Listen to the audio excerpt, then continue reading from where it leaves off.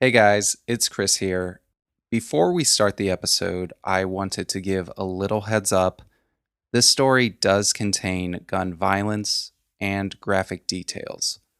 So if you're sensitive to that, listener discretion is advised. Enjoy the episode. I shot the first man twice.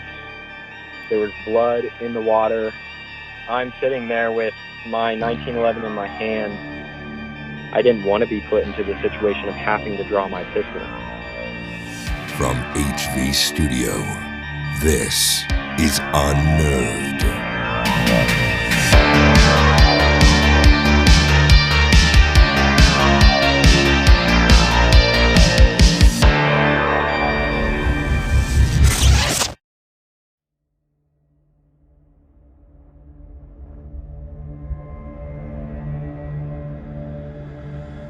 Welcome back to the Unnerved Podcast. It's where normal people share their abnormal stories, and if you enjoy true stories of the strange and terrifying, then you're in the right place. I'm your host, Chris Fricky.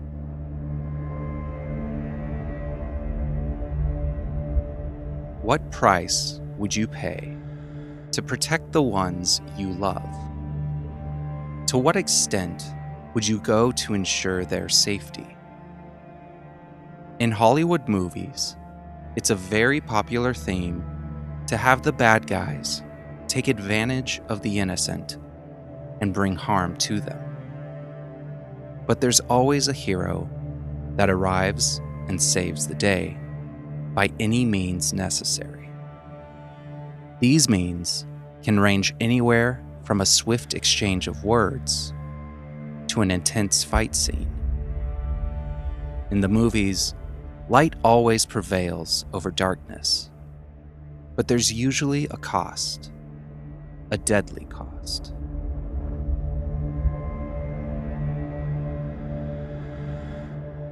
In today's story, Cam recalls an event that happened on the Buffalo National River in Arkansas. What was supposed to be a pleasant kayaking trip would completely change in minutes. The evil that Cam and his friends encountered that day would quickly turn into collateral damage. This is his story. My name is Cam. I am from Southwest Missouri, and I have a love for the outdoors and nature. I've always grown up in nature, and to be able to experience wildlife on many levels as a kid, hunting with my grandfather and my father, and those things are, beneficial to learn and be like, hey, I have the skills in my brain, and nothing really could prepare me for what I went through in Arkansas.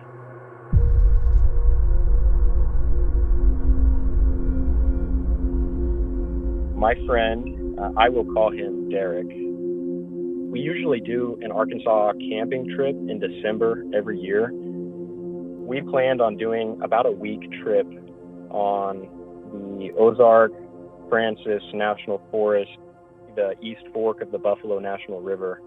Very remote, not too mountainous on the southern end, but enough where we could access it. We would still have emergency services.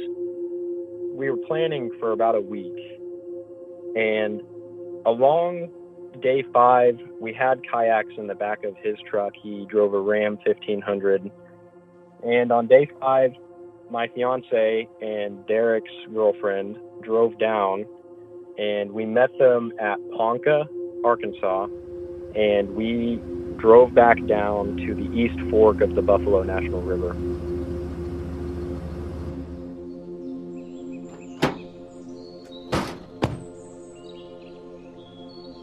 It's December.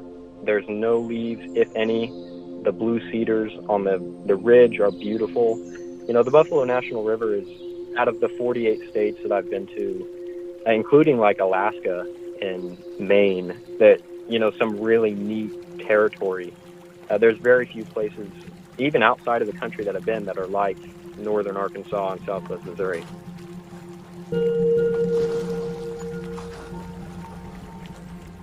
I am not much of a fisherman at all.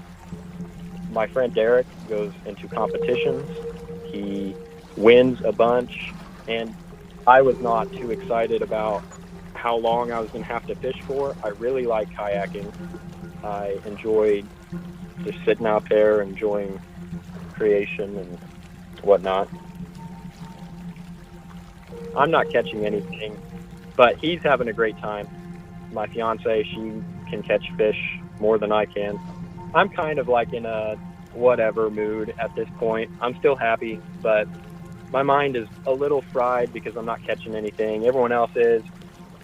And that's when we started smelling pot and weed, and you can just kind of hear the, reverberating bass of speakers in the distance.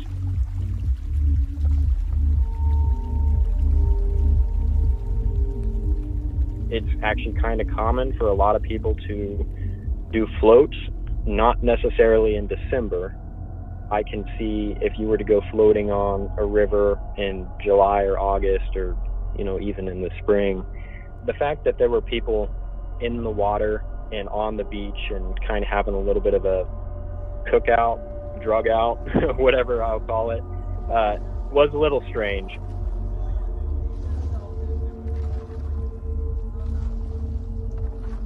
We're paddling and we're hearing these things, and the voices kind of come clear, and we're on the right side of the Buffalo National River. It's flowing west to east, and we round this bend, and I just see the group of people.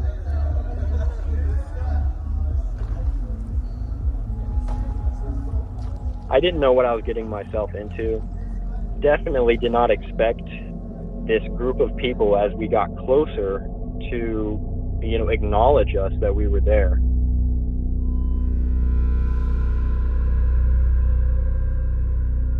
Typically, when other people are floating by me, if they're of a like manner of, are they fishing? I might, ask them how their fishing is going. But, we're just minding business.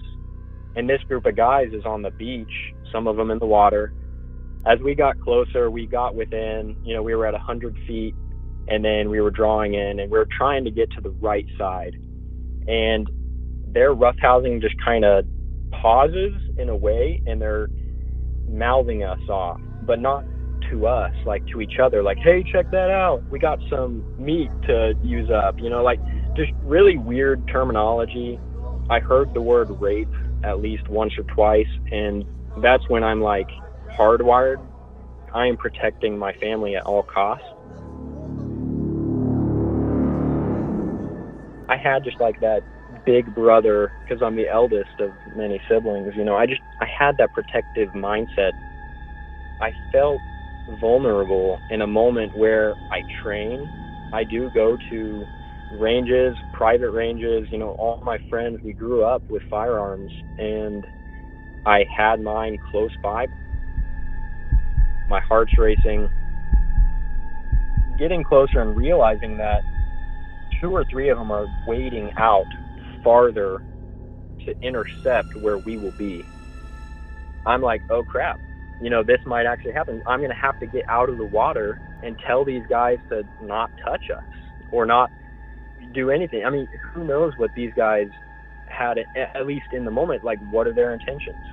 You don't just approach people and stop 4 people kayaking. If they didn't have anything wrong that they were going to do, then why'd they come out there? The guy on the paddleboard, and then there was a guy in a donut. These 2 guys approached at first. Next thing I know, these 2 guys up at the front and a 3rd guy wading out even more are pushing at me hard, like very fast. Do you draw your pistol? Do you not draw your pistol? Do you get out of the kayak and stand your ground? If I did stand my ground, would they have pushed me under? I didn't know what to do. I have my fiance and my lifelong friend right next to me, and I'm terrified. I didn't want to be put into the situation of having to draw my pistol. I saw one of them had a rock, a river rock, and The other guy actually had a pistol, but I didn't know this. The guy that was on the donut had a pistol. He probably was concealing it in his, like, from a rear draw. It was probably pressed up against his back in his swim trunks. And as they got within just a few feet, I knew that I was going to be taking a shot because he was too close. I feared for my life in that moment. That's when I drew my gun, and in a matter of 10 seconds of drawing that pistol, I shot the first man twice in the chest.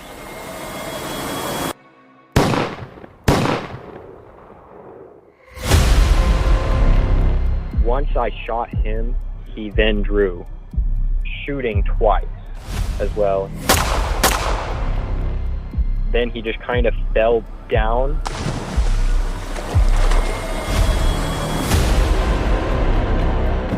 He then fell face first into the water. The one guy that was kind of swinging over to the left, he would have been in front of my kayak. He dove towards me, and I actually ended up putting a round through his face.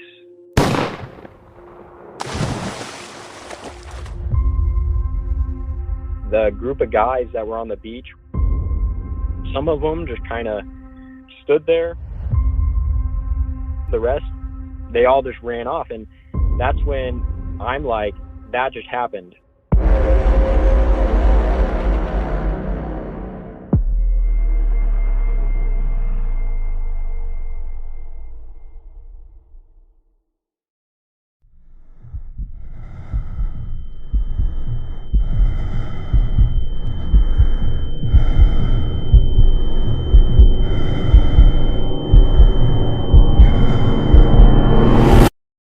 I was starting to cope and be like, calm down, evaluate the situation.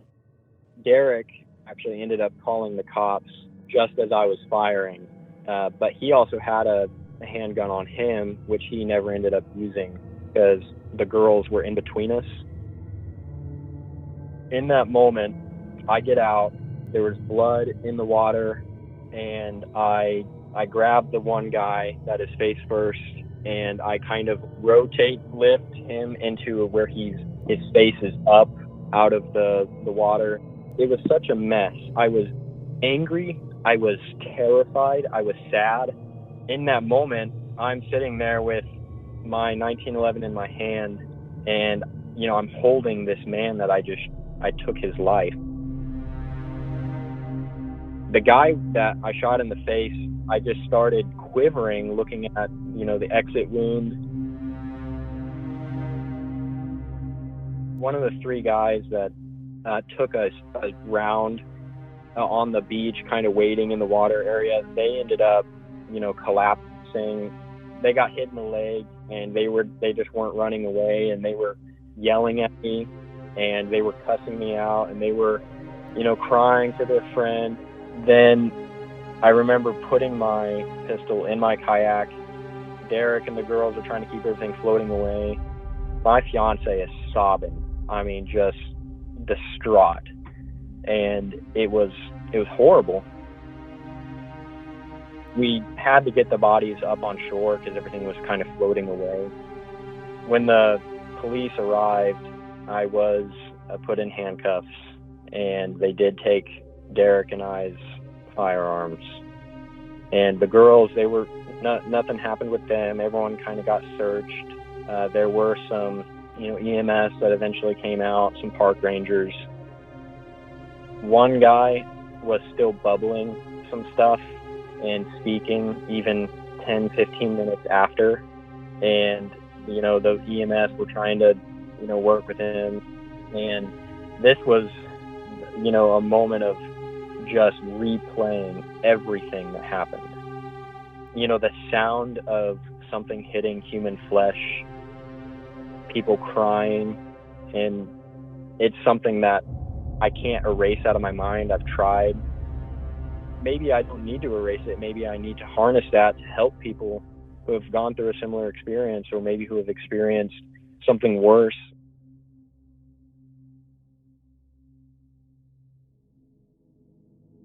self-defense situations are very lengthy in court if, people decide to choose that action. But, the police needed to evaluate what happened, and they questioned all of us. And over the next 2 or 3 weeks, everything kind of got, resolved after all the paperwork and signing, and I was found not guilty. Some of the weird things that I was asked is, did you tell them to back away? Did you, why did you do this? Or why didn't you stop? Or why didn't you get at, there's always those, why didn't you do this? Like, if I was in that situation, I would have done something different. I have said that so much in my life that I no longer do it after that situation. When someone's 6 feet away from you, even 10 feet away from you, they've proven that police officers, trained police officers, even in the military, that a charging person within, 20 feet can reach you before you can pull your, if they're running full sprint. And so these people are doing this.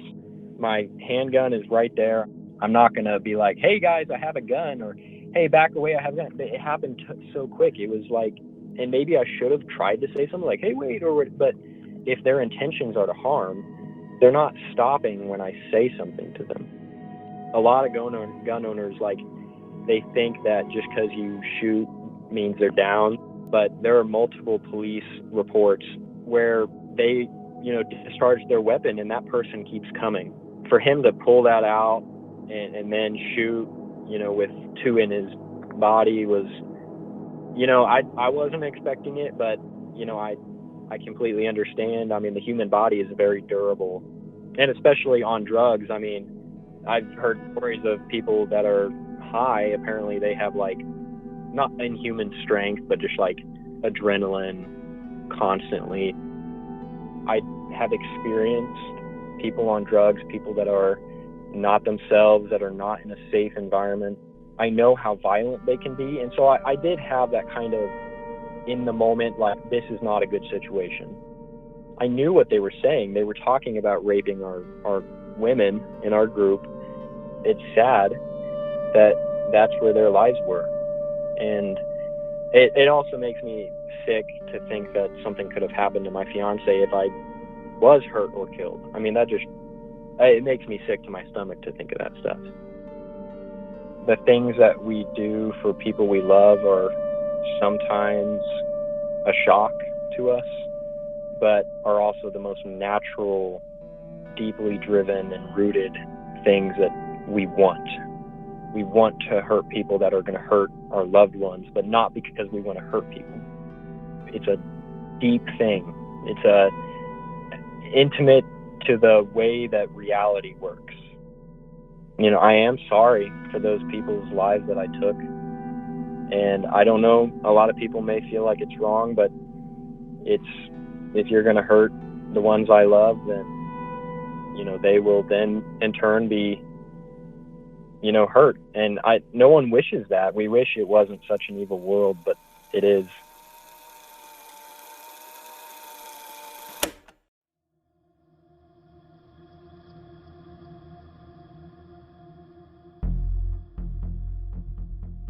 The fatal incident that happened that day was a harsh reminder of the darkness that can arrive when least expected. The choice that Cam was forced to make is something none of us will hopefully ever need to face. It's impossible to know how we might react in a similar situation. Cam was prepared if such an event ever arose. It's not the ending he would have preferred, but it could have been much worse.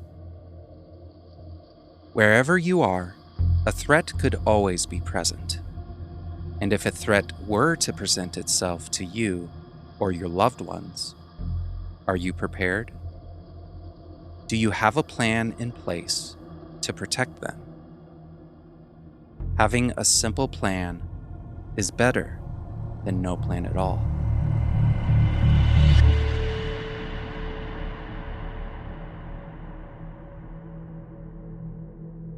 Thanks again for listening to Unnerved. If you guys enjoyed this episode, please share it with your friends and leave a review wherever you get your podcast. And if you want to see photos related to each episode, be sure to follow us at our Instagram at UnnervedPodcast. Until next time, take care.